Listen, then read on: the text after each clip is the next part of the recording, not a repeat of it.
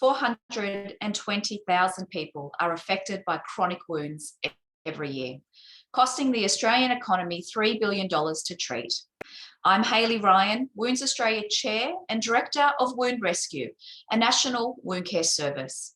Wounds Australia continues to raise awareness through Wounds Awareness Week, which is the annual campaign that aims to highlight this hidden epidemic.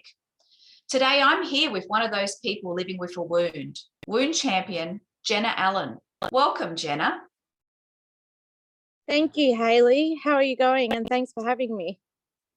Our pleasure. Now, people living with chronic wounds can have devastating outcomes to you as a person and can be impactful to your family. Jenna, can you tell us a little bit about you and your story? Certainly. So I'm a dance teacher and I've got two beautiful children. I have a partner who's extremely supportive and I live in a small rural town in Victoria. Beautiful. And how old are your children, Jenna? I've got a 3-year-old little boy and a little girl who's just turned 1. So very little. Keeping you very busy, I'm sure. They certainly are. So, and I do apologise for the background noise as well. That's okay. So Jenna, you're living with a wound on your arm. Can you tell us how you got that wound? Yeah, so I was volunteering for the CFA. We had some flooding in my hometown, which was Donald, and I went to go get my boots out of the shoebox that was out the back. And as I grabbed one of the boots, I felt a really sharp sting on one of my arms. I looked down and it was a redback spider, obviously. And straight away I had severe pain. My dad came out and he sighted the spider as well. I was immediately overcome with chronic pain in that arm. Like it spread up my arm. It followed a vein, so I had a red line track up my arm. And then what we did is we went to our local hospital here, there in Donald, and they don't hold the antivenin. So then we had to go to Horsham where the antivenin was, and it's a slightly bigger hospital. And by the time I'd reached Horsham, I had abdominal pain, I had diarrhea, vomiting, I had the sweats, goosebumps just on that arm, and they gave me 2 doses of the antivenin and I ended up in ICU. You've absolutely had a horrendous story that could really happen to anybody, but the fact that you lived in a rural area and had to drive such a distance to get there. Now, you've spent some time in hospital. Can you take us through that process? Where did you end up in that hospital area?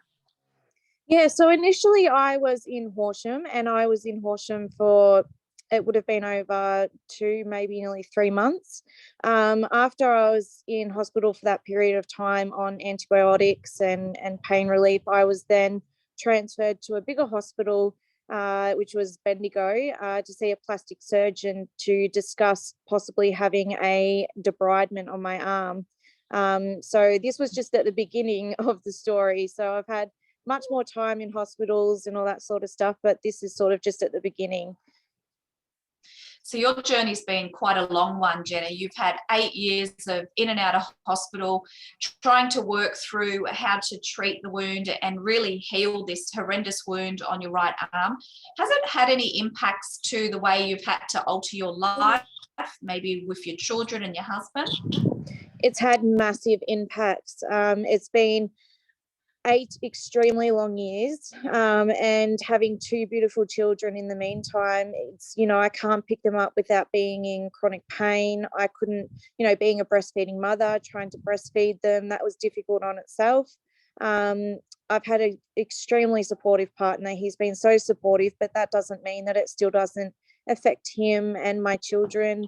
My little boy is always concerned when I'm doing dressing changes. He gets so concerned about it, and just even trying to go to doctor's appointments, it's a 7-hour round trip to see the doctor. And it's just, whilst they, you've got a supportive family, it still affects them, and it's a ripple effect. It doesn't affect my immediate family. It affects, my parents and my siblings, and it goes on from there.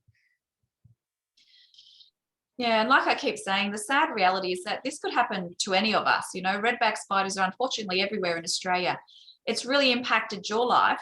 But what do you think has been some of the boundaries around healing this wound in a reasonable time? What stopped it from healing?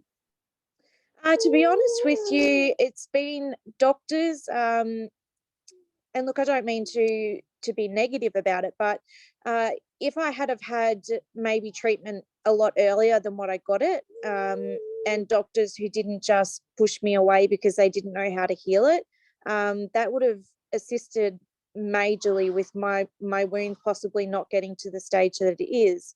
Unfortunately, I would estimate that I've seen over 100 doctors at the very minimum, and got pushed away by all of them. I've been to major hospitals in Victoria. I've called universities, I've called toxicologists trying to figure this out. And the reason that I traveled the 7-hour trip to see my GP is because he is the one who hasn't pushed me away and is assisting with it. So yeah, it's been the fact that I wasn't assisted early on, I think, is probably the biggest thing. Yeah, look, you've hit the nail on the head, Jenna. One of the things we say in the wound industry is early referral is really key, but referral to the right person as well. I'm sure that all of the doctors and clinicians you were dealing with were really trying to get the best outcome for you. However, not having that knowledge and background of how to manage wounds can really delay wounds. Now, Jenna, you came into my care probably around 10 to 12 weeks ago now. Our focus has been really good debridement, cleaning really well using the appropriate cleansing agents. And one of the things that we always do in wound management is manage the characteristics. This should not be what dressing do I put on a wound. It's what are the characteristics? Is there odor? Is there pain? Is there extra fluid? And that should lead you to the appropriate dressing product. But as always, holistic care is always best. So with Jenna, we also really focused on good diet. And what was key for Jenna, remembering she's got 2 very young children and her husband and managing a family as well, is pain management. And that's been crucial. Jenna, has there been any cost implications for you with having to pay for products that have really maybe hindered some of these processes to early healing? Yeah, costs have been huge, absolutely huge. And it's not just myself, as you said at the beginning, there's 420,000 Australians who are suffering with chronic wounds. The costs of single bandages are huge, just a bandage itself. And I'm very thankful that there has been people assisting with some of my dressings. At the same time, I still do pay for some of the costs myself.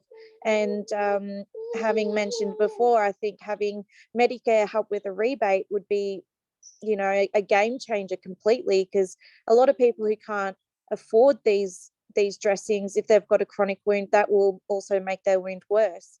And I was very lucky when I came into your care how thorough you were. You didn't just ask me the basic questions. You had everything from A to B and a list, and it was so detailed that you were able to then not just have one plan, you had a backup plan and a backup plan and a backup plan for that. So that's been the biggest difference that I've noticed lately. Yeah, and look, you've touched on the MBS item numbers, and that's something that at Wounds Australia, we're really focusing on our 11-point plan. We're working with government bodies to partner with us to how do we get GPs subsidised for these products? How do we get product subsidy schemes in effect? Because really, if Jenna hadn't come into care of certain people over these 8 years, she may not have been able to afford these dressings, as many others in the same circumstances with a wound can't always afford to actually treat them. So we get extended delays with wound healing. One of the things we focused on this week too with Wound Awareness Week is spending a lot of time with ministers. We've been to Parliament House a number of times, and we're certainly pushing this agenda. Now, what I would say, and you've touched on it, Jenna, wound clinicians are crucial to ensure that the right treatment at the right time to the right person is provided, and to always seek out a wound clinician, because that will provide you with optimal care to help you get to healing. And one of the things we always talk about is early referral. Now, Jenna's story is devastating. 8 years she's been living with this wound. Now, we could have early referred and looked at changing that time frame for her. As I said earlier, understand the signs of the wounds when they're getting worse. Anybody listening today, I would say, if you're living with a wound, look out for the warning signs. Is there increased pain? Is there extra fluid? Is there redness around the wound? If there is, please don't wait. Go and get it checked. And as always, to achieve the healing of wounds in a timely manner, it takes a village. We want to work with government bodies. We want to support clinicians. And more importantly, we want to work with patients. Something that we live by at Wound Rescue is we aim to heal lives, not just wounds. And the only way to do that is together. And on that note, I would like to thank Jenna today for your courage to speak to us, to share your story. Jenna, you are certainly my hero, and I wanted to thank you today for coming along. To find out more about how you can get involved and support people like Jenna living with these devastating wounds, please visit Wounds Australia website on www.woundsaustralia.com.au. Thanks again, Jenna. You're an absolute star. Absolutely, no worries. Thank you for having me.